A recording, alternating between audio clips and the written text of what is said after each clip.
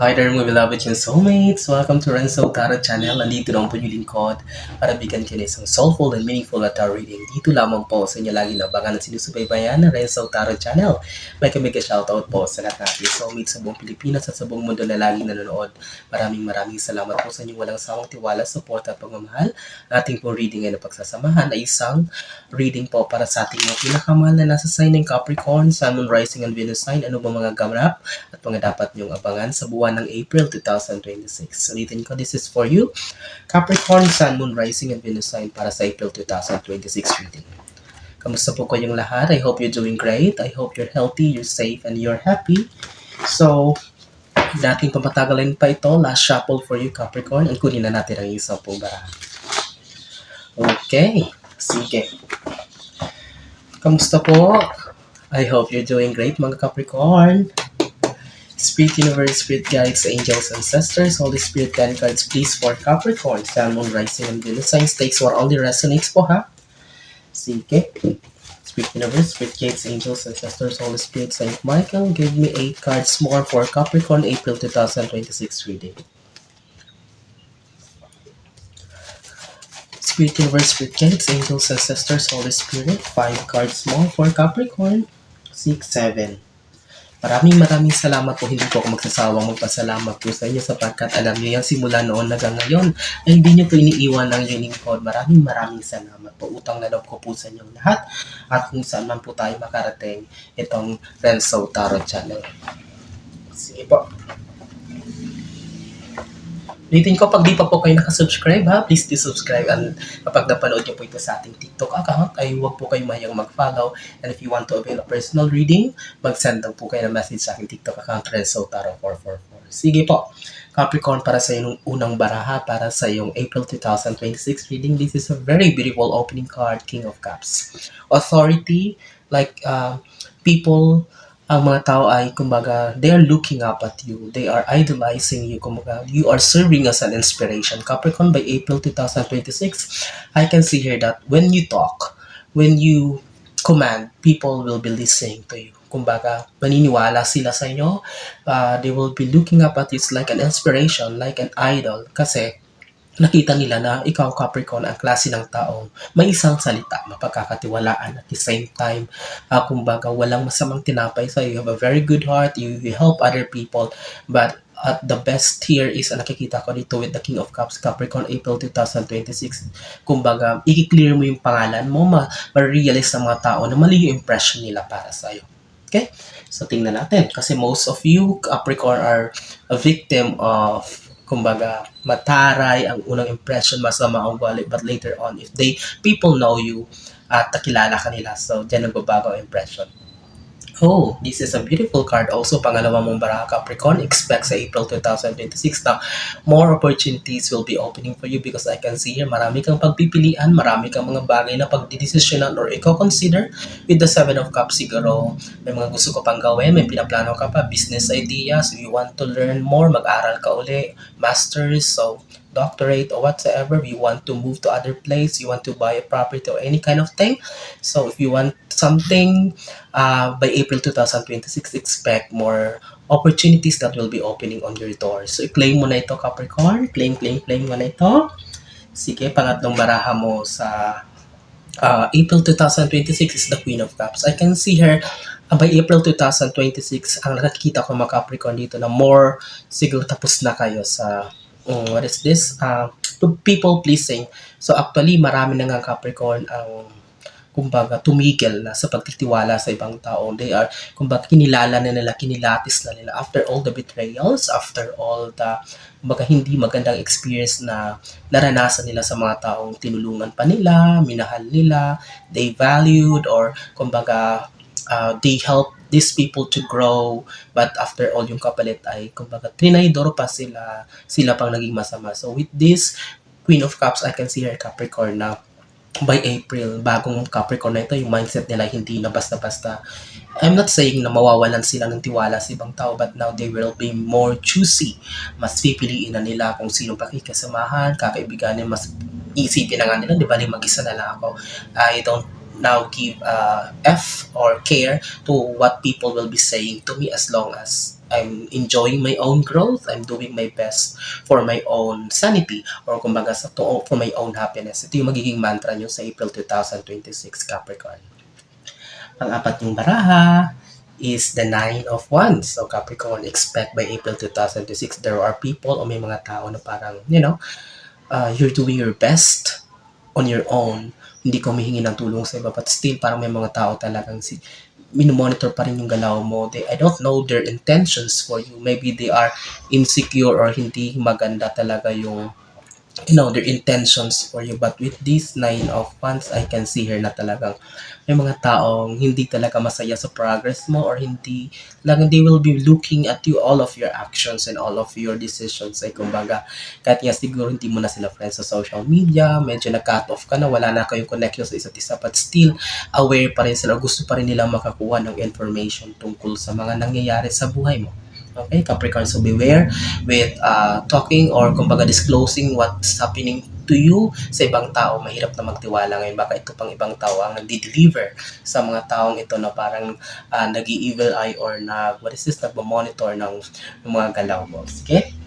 For your fifth card, we have the Three of Wands. You need to face the reality by your own discernment. You don't need the approval of other people. If you want to be happy, kung gusto mo talagang makamit yung totoong happiness na hinahanap mo, ay kailangan simulan ito sa pagtanggap ng reality, Capricorn, na you're going to do it alone. So, hindi naman kailangan pa ng approval ng ibang tao para maging masaya.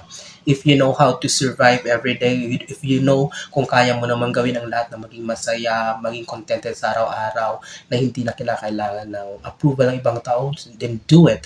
By April, nakikita ko dito, isa pa nga ito sa magiging mantra mo na sabi nga, this is more on self-improvement naman, more on self-care na hindi mo na kailangan na talaga yung idea or yung opinion ng ibang tao para maka-move forward or maka-recover. So expect by April 2025, Capricorn, you will be more happy, you will be more contented kasi nga, kumbaga ipa-priority mo naman dito ang iyong sariling happiness and contentment na hinahanap mo. Okay?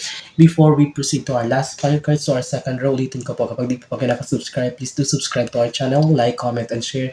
And of course, kapag napanood niyo po ito sa ating TikTok account, ay huwag po kayo mahiyang mag-follow. Mag-comment rin po kayo. If you want to avail our personal reading, please send us a direct message, Renzo Tarot 444, and pag-usapan po natin kung paano kayo makakabil ng ating personal reading. Okay, Capricorn, let's proceed sa yung pang-anim na baraha para sa yung reading sa buwan ng April 2026.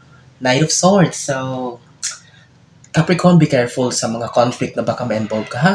So, what I'm saying here is, kung kaya na kontrolin yung emotion, kung kaya na mag-settle, kung baka magpakumbaba, what I mean, ikaw na lang yung magpigil. Okay? Kasi baka mamaya, I can see here kasi confrontation, conflict dito by April, kung maaring na mag-arise para sa'yo.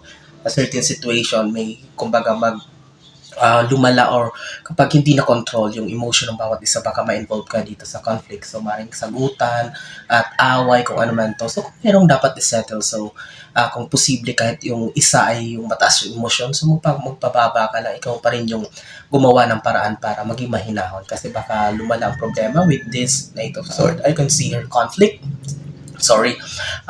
na maaaring ma-involve ka. Okay? So, sige. Pampito, Seven of Pentacles. So, this is a very good card kasi kung lately Capricorn, parang more on, although meron naman, more on money talaga yung pinaproblema mo. Although meron ka, I'm saying na meron ka namang naipon, meron ka namang source, but I can see here na parang gusto mo pa ng marami, you're thinking of a lot of ways kung saan makakakuha ng pera kasi parang may pinag-iipunan ka, may pinaglalaanan ka for a certain project or for a certain cause or na parang gusto mong gawin. But don't worry by April 2026 because magkatapat sila ng Seven of Cups. So, sabi ko nga, di ba, more opportunities will be opening for you. So, Capricorn, expect, kumbaga, growth. Mas malalong madadagdagan pa kung ano man ang meron ka in terms of finances, ipon. So, maybe mag-branch out ka pa ng business mo, maaring lalago pa ito, or any kind of way or means na para madadagdagan ang financial situation mo. Sige. Pang-walong mong baraha is the Four of Cups. So, expect help expect offer. So by April 2026, may mga taong lalapit sa iyo para makipag-partner, Capricorn, para mag-offer sa iyo ng deal or it's like an agreement na maaaring pag-isipan mong mabuti kung tatanggapin mo ito with the Four of Cups. So but I can see here dahil katapat ng Queen of Cups, so it needs thorough, kumbaga, decision making. Kung kailangan mo pag-isipan ng mabuti 100 and 1,000 times kasi mahirap na kung pas bugso-bugso tayo sa pagde-decide.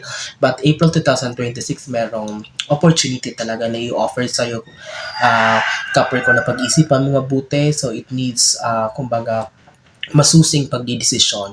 But this is a good thing kasi opportunity ito. But it's up to you nga, sinasabi ko, Capricorn, kung susunggaban mo ito or tatanggapin mo ito. Okay, kasi parang nakikita ko busy ka na eh. Marami ka namang Capricorn ang ginagawa as of the moment. So it's up to you kung idadagdag mo pa siya sa mga cups mo na naipon mo na. But sabi ko nga, kung tatanggapin mo man, huwag ka muna mag-decide. Kailangan mo pa rin pag-isipang mabuti or alamin, mag-background check, mag-research. Okay? So, sige. Ang mong bara sa April 2026 reading is the King of Swords. Oh, tingnan mo. Sabi ko kanina, di ba parang may mga evil eye, parang may mga stalker ka comes April 2026. Nakikita ko dito ha. Huwag mong papatulan itong mga taong ito, Capricorn. Please control your temper, your emotions, whatever mga words o ano mga reaction o marinig mo mula sa kanila o malaman mo sa kanila. So, please be careful with the King of Swords. Don't mind them. Huwag mo silang papatulan kasi baka mamaya ikaw pa yung mapasama, Capricorn. So, please control your temper. Please, I'm telling you, kasi nakakakita ko dito, parang pinaprovoke ka lang nito mga taong to, okay? You're doing nothing, wala ka namang ginagawa, parang trip ka lang nila, Capricorn. So kapag kumagat ka sa pang-aasar nila or provocation nila, so baka ikaw yung mapasama pa rito. So, kung posible with the King of Swords, I can see here, wag na talaga. Kontrolin mo yung mo, matalino ka sa King, alam mo kung yung mga decision na gagawin mo. So, 10th and last card mo by April 2026 is the 8 of Wands. So, sabi ko nga kanina, don't need to apologize. Kung hindi mo na kailangan yung approval ng ibang tao, you need to do your things by your own. So, with this 8 of Wands, I can see here also like this is unexpected project, blessing, or opportunity that will be opening for you by April 2026. This is not on your list. Wala ito sa mga plano mo. Wala ito sa to-do list mo or sa goals mo or kumbaga sa mga pinaplano mo. But expect a very good result or kumbaga merong big surprise. This is not totally na super big or an extraordinary blessing but at least malaki may tutulong nito. So this is like a payment or a reward for you by the universe after all the hard work that you've done and with the honesty and sa sincerity ng puso mo, Capricorn. So, congratulations in advance. Talaga napakaganda lagi ng iyong katayuan in all aspects. But this is a very good cards. This is a very good reading. No problem at all. No stress at all. So, ito lang. Doble ingat lang sa pagka-conflict na may arise by April 2026. But I know you're very talented. You're very smart enough to handle these things. That's why I'm confident na magtutuloy-tuloy ang magandang katayuan ng buhay mo, Capricorn. I'm wishing you all the best in life. I hope and I pray na marami na sa sign ng Capricorn ang makapanood dito ngayon. At kapag ulitin ko po, kapag di pa po kayo nakasubscribe at nagustuhan niyo po ang ating reading, mag-subscribe po kayo, like, comment, and share. And of course, kapag napanood niyo po ito sa ating TikTok account, Renzo444, please do follow. Mag-send na rin po kayo ng direct message sa akin if you want to avail a personal reading at pag-usapan po natin kung paano po kayo makakapag-book ng reading po sa akin. Maraming salamat mga pinamahal kong soulmates sa Capricorn sa inyong muling pagsapa, sa inyong tiwala, support at pagmamahal. Nasaan mo kayo ngayon naroon, ano man ginagawa niyo, mag-iingat kayo lagi. God bless us all.